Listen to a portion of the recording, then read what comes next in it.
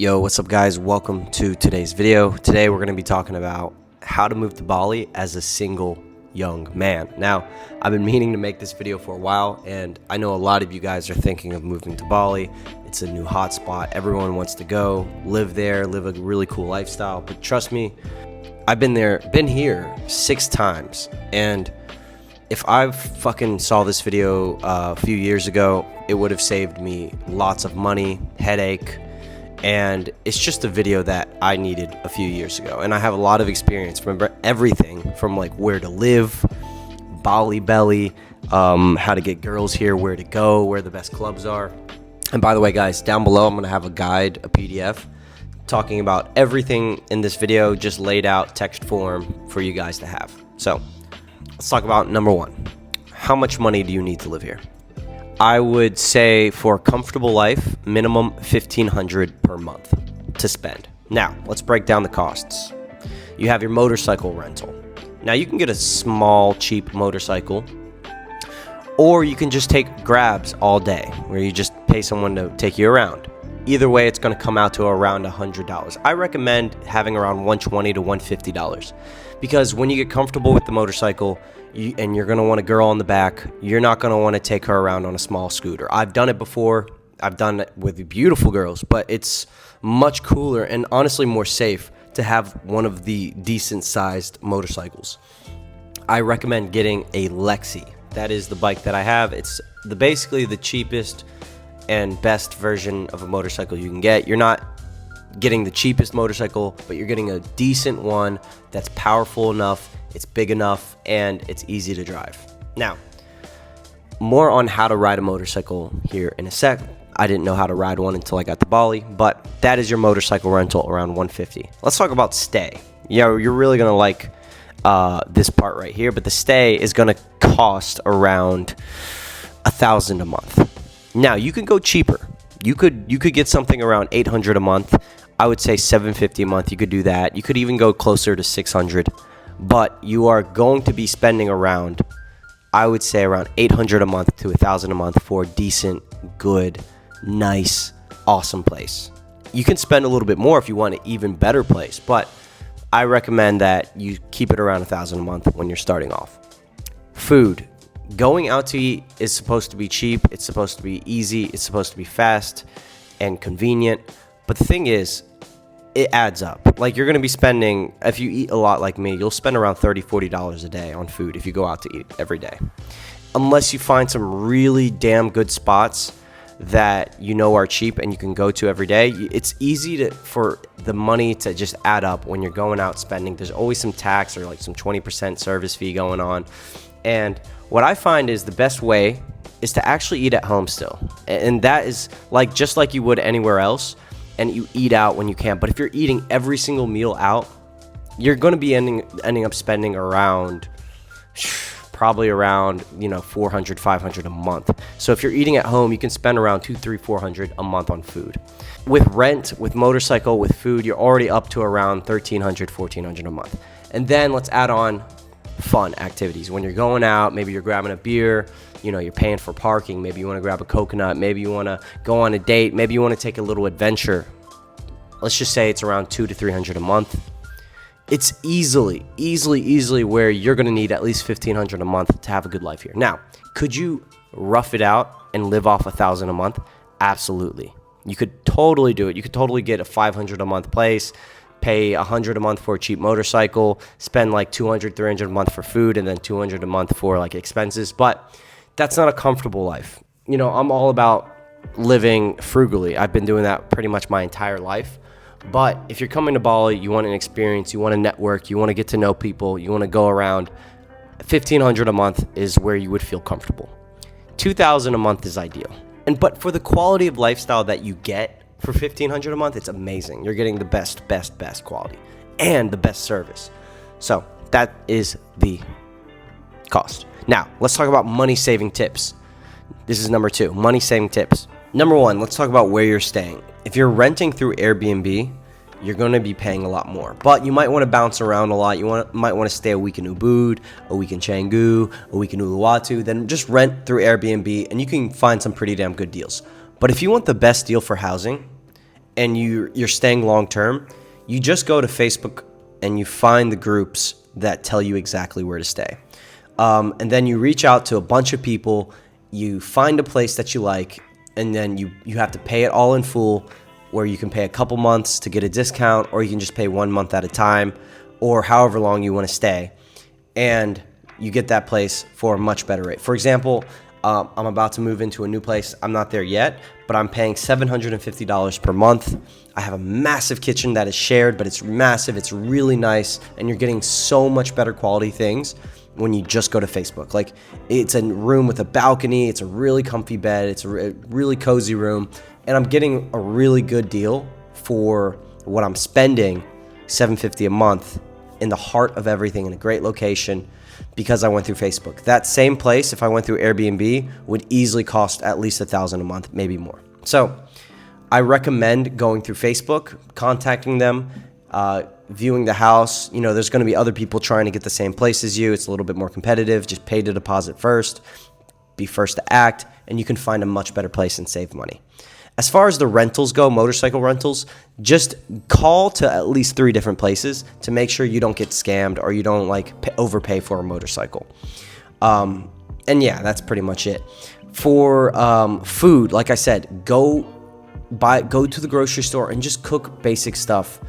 You don't have to eat out every day. It's tempting. It's cheap, but you end up spending a lot more. You'll end up spending, I've been spending personally around $30 to $40 a day on food, way too much. I'm about to start grocery shopping again, and I can live off of like 10, 15 bucks a day and eat way more food in that process, and way healthier food as well. So yeah, you can save money doing that. When it comes to buying drinks are the only thing that is overpriced here in Bali, and gyms as well.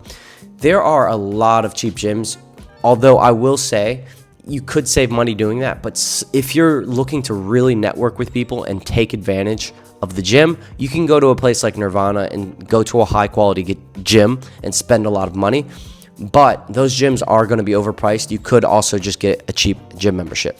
As far as drinks out at the club, that is where you're going to be spending the most. You'll save money if you just buy beer. Beer is bintang, it's local. It only costs like $3 at the bar or club, and even cheaper outside of it. So I recommend doing that if you are going to drink. But honestly, as someone who goes out all the time and I always approach girls, I find that my game is just as good when I'm sober, or at least I want it to be. I don't really want to use alcohol as a crutch to get girls anyways. So I'm leaning more towards just doing sober night game, as boring as that sounds, but you can get just as good results.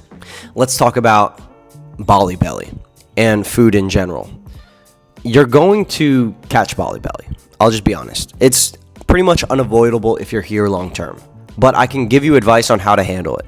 So, number one, if you want to just try to never catch Bali belly, here's what I would do. Eat the most basic, simple, and safe foods possible. Like, really just use your judgment when you go to a place and just get things that look safe. When the server brings you food, make sure you cook it all the way. Like, if it's eggs and it's runny, just cook that all the way, please. Undercooked food is what gives you Bali belly. Supposedly the water is supposed to give you Bali belly as well. There's not much you can do about that. It's apparently Bali belly is just fucking everywhere. I've caught it many, many times. Don't eat sketchy food. Don't eat at places that aren't busy, and just be smart about it. Like, eat at where everyone else eats, and try to be smart about it. But the long story short is, you will catch it. You'll develop some immunity, hopefully. And what I would say is, if you catch Bali belly right away, as soon as you catch it, just go to the doctor. You can tough it out, which is what I've usually done. But what ends up happening is you're toughing it out for like 3, 4, sometimes 5 days, and it's just awful. And then you'll just go to the doctor and it'll heal right away. They'll give you the antibiotics you need. You'll do an IV drip that just hydrates you, and you feel good again right away. So why suffer for 4 or 5 days when you could just heal it right away? Just go to the doctor. It's not that expensive. There's one called Hydro Medical. It's the one I went to in Canggu. It was very, very convenient. It was affordable, and it was good service. It was like $200. Fixed everything right away. It was great. All right, so we already talked about the cost of a motorcycle. Now let's talk about how to ride one. If you're going to learn how to ride here, wear your helmet. Don't have anyone else on the back while you learn. Just tell them straight up, like, listen, I'm learning. I don't want to kill us both. And have whoever you're with take a grab. And just if you don't feel safe or comfortable riding, or maybe you're drinking, just hire a Grab. It's literally like $1 or $2 to get anywhere. And when you are riding, ride when you're learning, just follow the traffic. That's literally it. It's actually simpler than you think. Practice in like a parking lot and get your balance right. But then whenever it's time to actually ride on the road, it's crazy, it's chaotic, it's scary when you're first doing it. But just follow the traffic. Like, follow the grandma that's on the road. I remember that's what I would do when I first started. I would see like the old lady who's driving behind everyone. I'm just going to follow her. And I would just kind of follow the traffic. And I would have my phone up. It would tell me where to go. It's kind of dangerous. It's kind of crazy. It's kind of scary. But it's not hard. It takes about 2 weeks to get the hang of riding comfortably. And then from there, you just learn.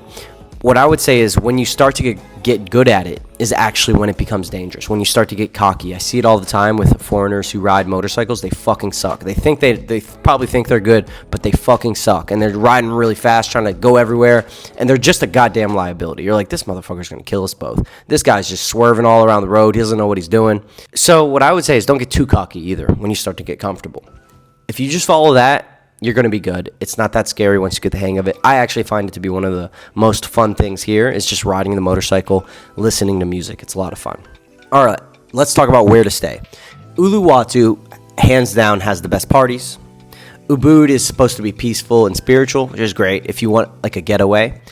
Canggu is great for networking, and if you're actually living a digital nomad lifestyle. It has the best gyms. It has the most selection of restaurants and networking spots, and it has a lot of cool things. Canggu is where I'm living.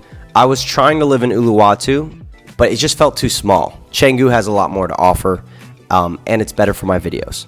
Now, Uluwatu is awesome. The cool thing about Bali is you can live in Canggu, but whenever you're bored, you can take a trip out to Uluwatu. You can take a trip out to Ubud. There's a really, really cool hidden gem spot. Well, it's not really a hidden gem, but it's called Cinnamon, and it's beautiful. If you meet a girl, you can take her out there. You can have a little romantic getaway. So there's a lot of fun things to do. Bali is fun. There's amazing spas. There's nature spots. There's plenty of parties. There's waterfalls. There's all the best restaurants for such an affordable price. Like, you can get like 5-star service treatment and food for like regular ass prices. It's amazing. There's so many little places, gelato shops, hidden gems. There's so many little restaurants. Also feel like Bali Belly is worse in Canggu. I've never caught Bali Belly. I always catch it in Canggu. So I feel pretty safe to eat in places outside of Canggu. It's just so fun. There's a million cool places to see sunset along the beach, and perfect place for dating. So much fun. I personally stay in Pereranan. I'm probably not saying it right, but that's where I stay. Pereranan. And it is basically Canggu, but it's like one street over. It's like right next to Canggu. So it's still got that peaceful Bali feel. It's near everything. It's near all the gyms. It's a 10-minute ride from where I shoot my content. It's a 10-minute ride from all the clubs. It's a 10-minute ride from my gym. It's perfect. It's got everything. It's so many little fun spots. I really like this area. It's away from the traffic, so when I wake up, I can just ride around traffic-free for a little bit. It's great. Pereranan is great. Now, that's where I would stay, but you decide where you want to stay. I've stayed pretty much everywhere. I've stayed in Seminyak. I've stayed in Kuta. Would not stay there. I've stayed right in the heart of Canggu, which is fun, but I think Pereranan is the best place. And it's also affordable, too. It's good cost. If you want to stay at the heart of everything, it's more expensive. You're getting less. And honestly, I don't even enjoy it as much. As far as pooling, it's pretty easy to pool from the club all the way to Pereranan because it's just 10 minutes. They kind of know that, everyone has to ride a scooter to get somewhere. It's not a big deal. Close enough, right? All right, and girls like to get on the motorcycle anyways. Now, let's talk about networking. Bali, if you're coming to network, that's what you should be coming here for. It's one of the best places in the world to network. Where's the best place to network? I would say it is worth investing in a co-working place or even staying at a co-working hostel for a month.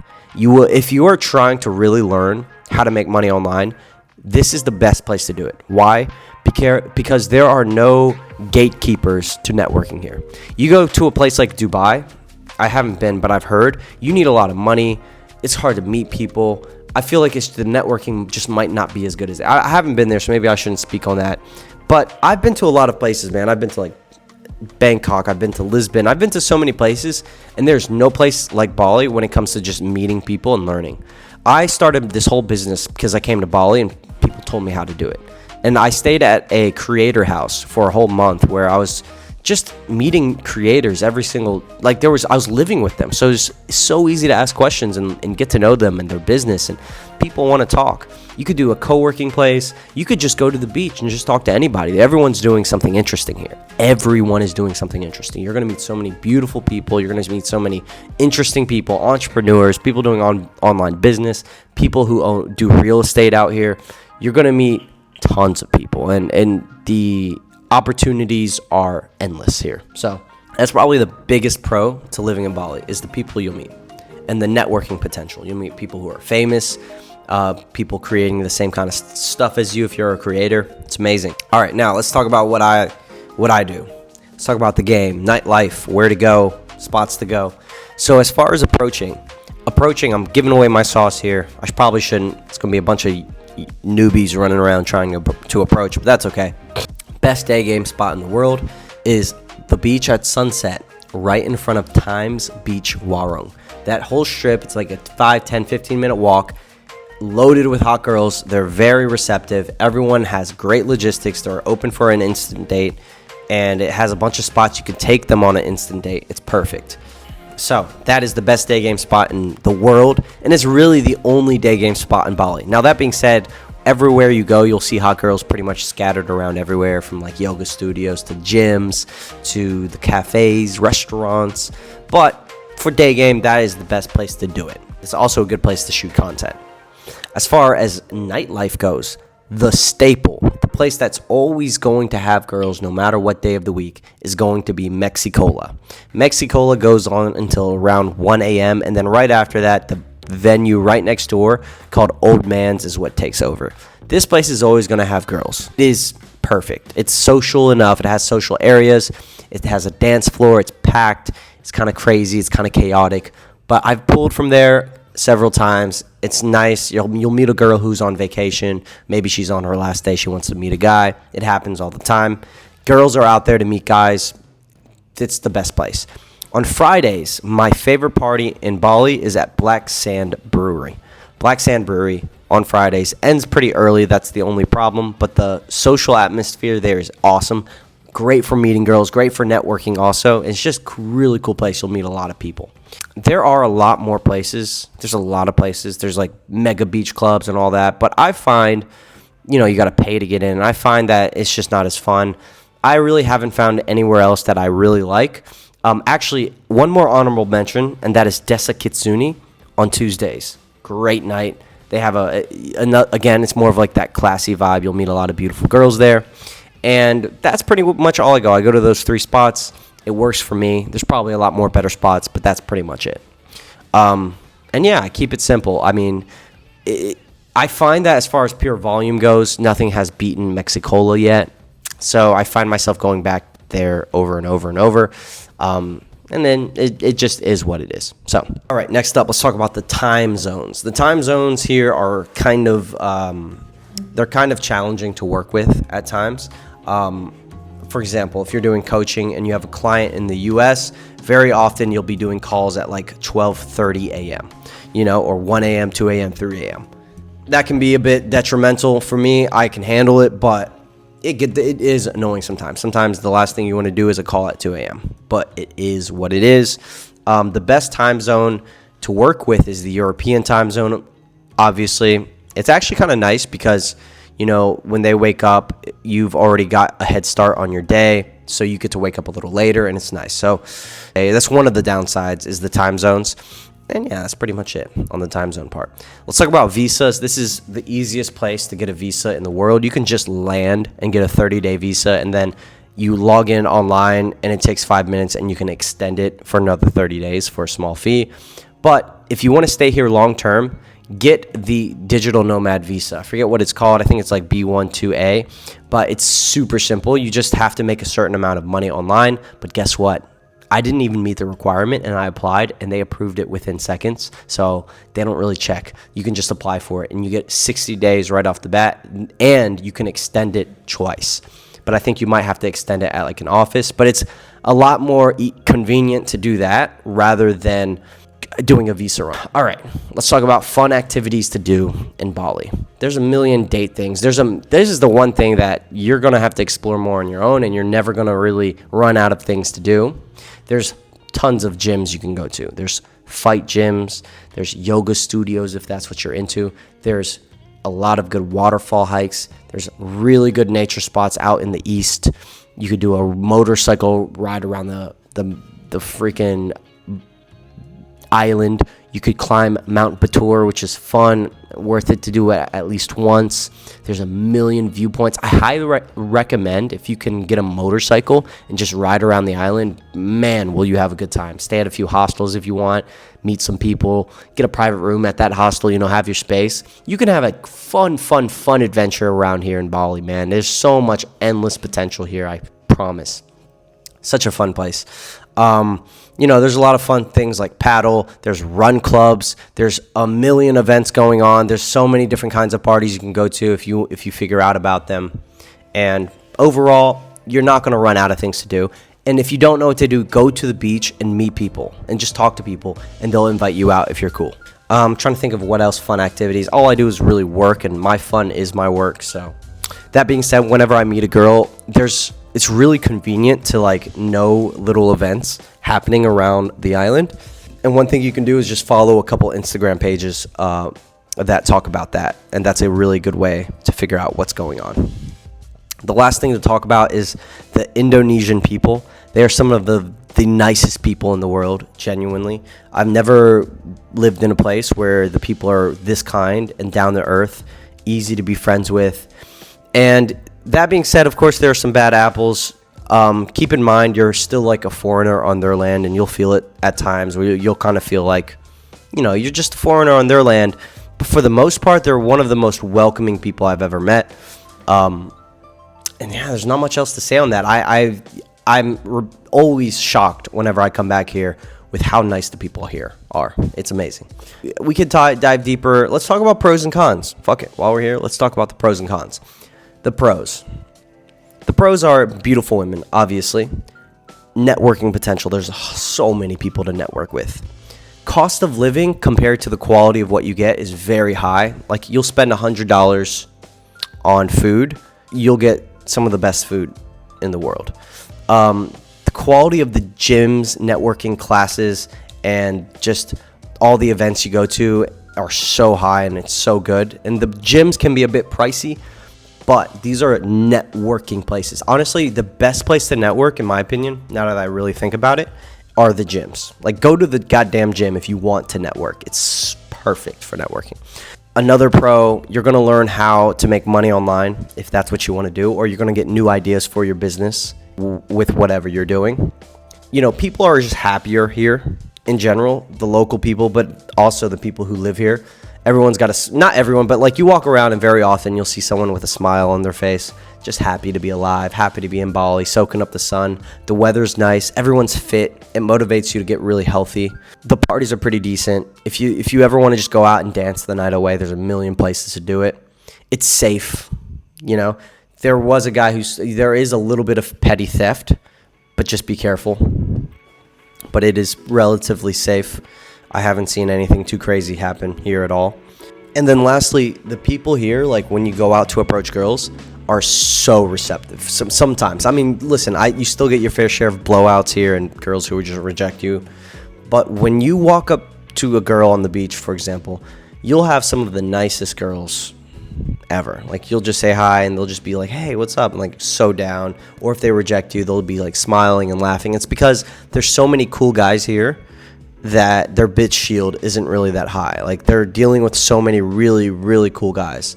So it's one of the best places, man. It's one of the best places to approach women. It's really good. It's really good. The housing you can get a place downtown close to everything, and you're spending less than $1,000 a month, and it's a nice place, and you get your room cleaned once a week. You get everything cleaned once a week. It's just convenient. You get really nice stuff. It's one of the few places that I know of in the world that's built and set up for nomads. You can literally have no kitchen with stuff. You can have literally nothing.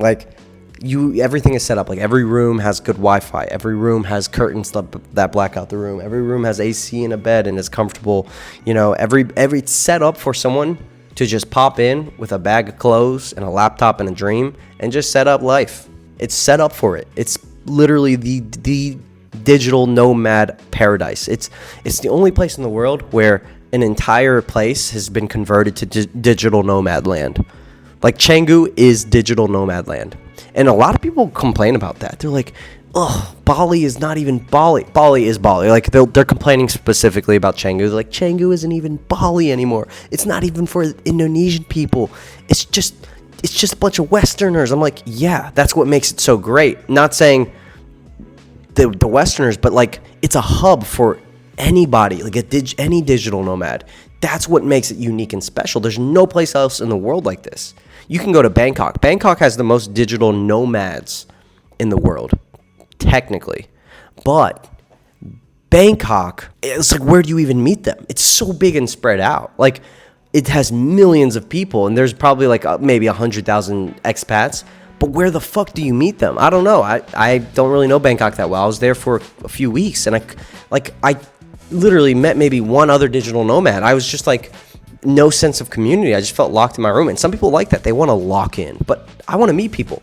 Bali, the minute you touch down, you're in digital nomad land. And listen, I understand where people are coming from. They want to experience the culture.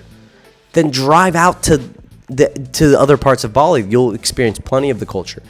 But what I find beautiful about Canggu and Bali is it's a place where everyone I know comes together. You know, there's Russians here. There's tons of Europeans, South Americans, Americans, Canadians, Middle Eastern people, Asians. There's all kinds of people here. It's a melting pot. It's a hub. And if I was an Indonesian person, I'd take advantage.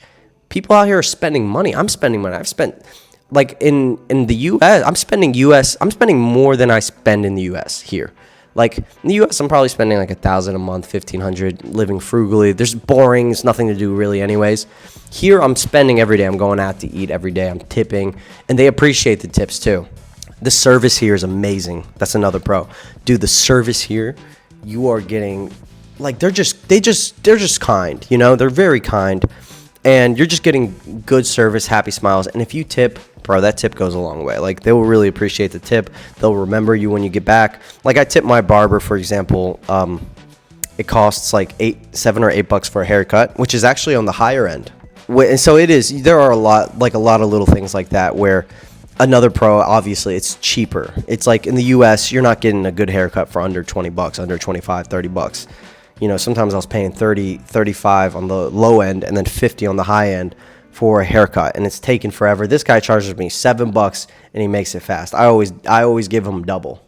Because I'm like, here, bro, $15. Because not only is this less than what I'm used to paying, but also he appreciates it. I do it because he's just like, bro, thank you. Like, it means a lot to him to give him that $200, you know, that extra. So the service is good. The people are nice. Now let's talk about the cons.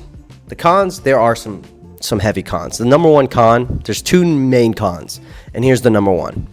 Bali belly. Bali belly almost made me not come back. I almost said, fuck Bali. And I love this place. I almost said, I don't think I'm coming back here. But what ended up happening was, while I'm waiting for my visa to renew in Europe, I'm just like, well, where else is there in the world? Like, this is the best place in the world. And as I came back again, I'm like, it really makes me appreciate it even more. Like, it's such an amazing place. There's no other place like it with the networking potential and the lifestyle. But that Bali belly, dude, that will fuck you up good. So just have like $300 ready for the doctor to heal yourself. And another pro tip for Bali belly, if you feel like you're getting sick from the food, you'll feel it right away. You'll be like, uh-oh, I ain't feeling too good. And you feel the urge to throw up. Do it. You will save yourself a world of pain. Just throw it up. Just get rid of it. Last time I almost got sick, I was like, oh God. I just threw up right away and I felt great.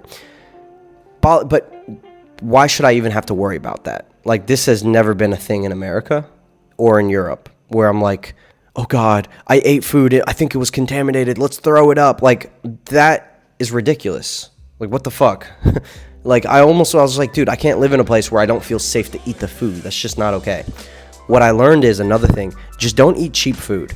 The cheaper the place when you're going out to eat, the more chance you'll get Bali belly. There's a few cheap places you can go to that you have read good reviews, you know it's clean, you know it's safe. There's a few places I know to go to, but for the most part, if you're going to go into some random place, you know, be careful. But here's the thing, it's like, it's almost unavoidable, because you'll go to a place that seems normal. I heard of someone catching it from like McDonald's, the Western place, right? Like, it's just part of the thing. It's just part of the fucking experience here, you could say.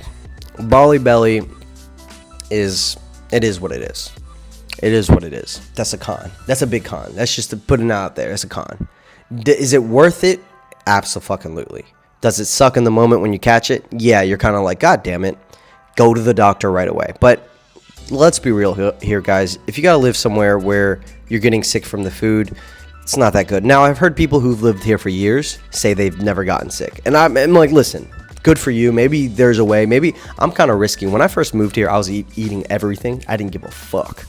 So maybe it's just me, my crazy ass, or my weak immunity, weak gut. But also I've heard other people who've lived here for a while say that you develop immunity to it. And I've heard Indonesian people say the same thing, where your body just kind of gets used to the bacteria here. So that's also another decent thing. But yeah, Bali belly is 100% by far the biggest con to living here.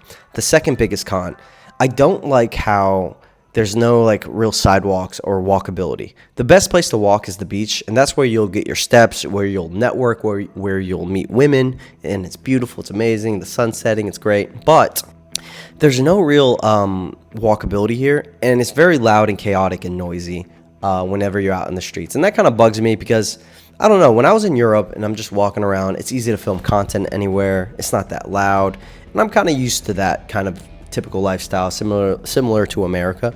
Here it's this typical Asian. It's similar, it's the same as like Thailand. It would be the same vibe, or Taiwan would be a similar vibe, where it's just loud and chaotic everywhere. Now granted, I do live in the busiest area of Bali. I'm sure if I went out to like Ubud or other places, it's a little less loud. So maybe that's just Canggu where I'm at. But that on top of the traffic, yeah, it just kind of feels like you're always on a bicycle riding around from one place to another. Now that's not that big of a con. Let's be honest. That's not that big of a con. It's just like, it could be a little quieter. You know, it's loud, it's busy. But that's kind of what I asked for. And then there's escapes to that. So that's not really that big of a con. Let's think of another con. Another con would be, I guess, the time zone.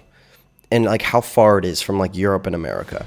That's kind of annoying. Like the one thing that is, I mean, it's kind of what gives it its magic. The fact that it's so far away in the middle of nowhere. But then also like the time zone and everything, you are like far away from home when you move here.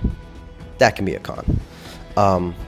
You know, would I want it to be closer? Maybe, I don't know. I kind of like that it's far away from everything. So the time zone can be a bit of a con. All right, this is the biggest con. I forgot about this one. This is a huge one. Dating. Dating seriously is a bit troublesome. Very rare that you'll meet someone who's here long term. It's usually a chick who's a bit older too, and it's usually a career-oriented chick. This isn't the place to find your wife. I'll be honest. It doesn't feel like it. Now, that being said, I have met some amazing girls, particularly from Australia, who are moving here, and you know, we're talking, and that seems a little bit better. And anything's possible, right? But it's one of those places that doesn't feel like you're grounded or that it's stable. Like, I want to be here long term. Don't get me wrong. But dating and making friendships here, I find that it's very, not flaky, but it's just, everyone has this feeling of like, anyone can be gone at any moment. Like, you might have to leave. No one really stays long term, or no one stays here permanently, or just everyone's in and out.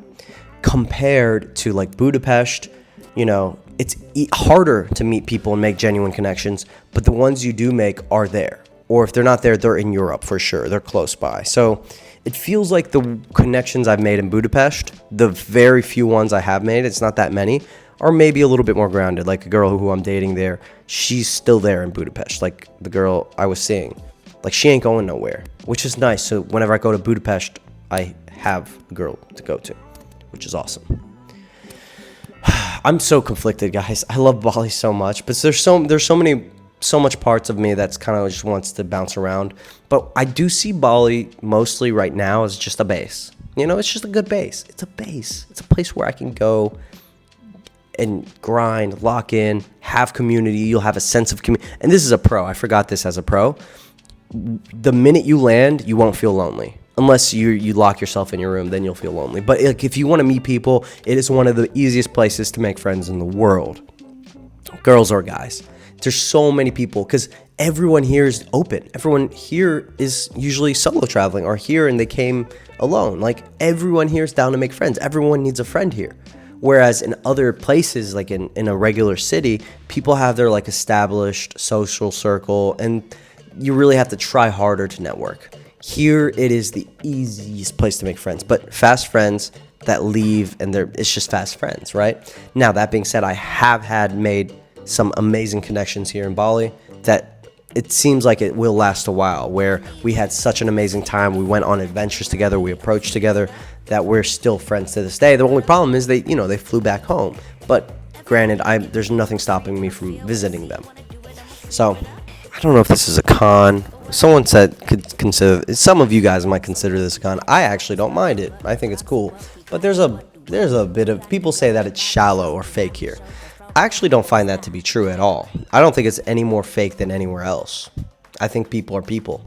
I really don't see that. I think people here, they say that they care more about status, like it's more like LA. I don't see that at all. I really don't. I think people are people. I think people are just like that everywhere else in the world. What I think is here, though, is I think a lot of people who come here are kind of like more on the social media side. Like, people want to create content, people want to document their life, and it makes sense because the people who came here, they probably found it through social media, so they want to show it off just like they found it. That, to some people, when people see, oh, everyone's on their phone trying to document, everyone wants to be an influencer, I find that that's pretty much everywhere in the world now. Like, the whole world's run by Instagram. Everyone's on Instagram. But I can feel it here as well. Like, there's a lot of girls, they'll have their phone out, and it doesn't bother me, though. It's just like, you see that everywhere. You see that in America. You see that in Europe. But it's definitely like, you'll see a lot of people here on vacation making videos. You'll see like some vloggers like me. I think it's cool. I think it's fucking awesome. That's why I'm here. It's like, when I see someone creating, I'm like, dude, he's creating. Fuck yeah, let's network. There's a lot of, you know what? And this is the last thing. I don't even know if this is a pro or a con, but the kind of person Bali, this is a pro for me, maybe a con for someone else, but I think it's a pro for me. Bali attracts a certain kind of person. Bali attracts a open-minded, sometimes ambitious, outside of the box thinker who is looking to meet and connect with different kinds of people, someone who's different, kind of like a black sheep. I feel like Bali attracts a lot of people who are different. That's the best way I can put it. Bali attracts a lot of people who are just different. They act different, they think different. A lot of them have had crazy upbringings. I've noticed a pattern there. And I've just noticed that Bali just attracts a certain kind of person that are different. And that to me was the biggest pro. I came and I felt like I fit right in. Whereas I always felt like a black sheep wherever the fuck I've been in the world. Whereas in Bali, I fit right in. Alrighty guys, I hope you enjoyed today's video. If you need help with your approaching, let me know. Till next time, peace.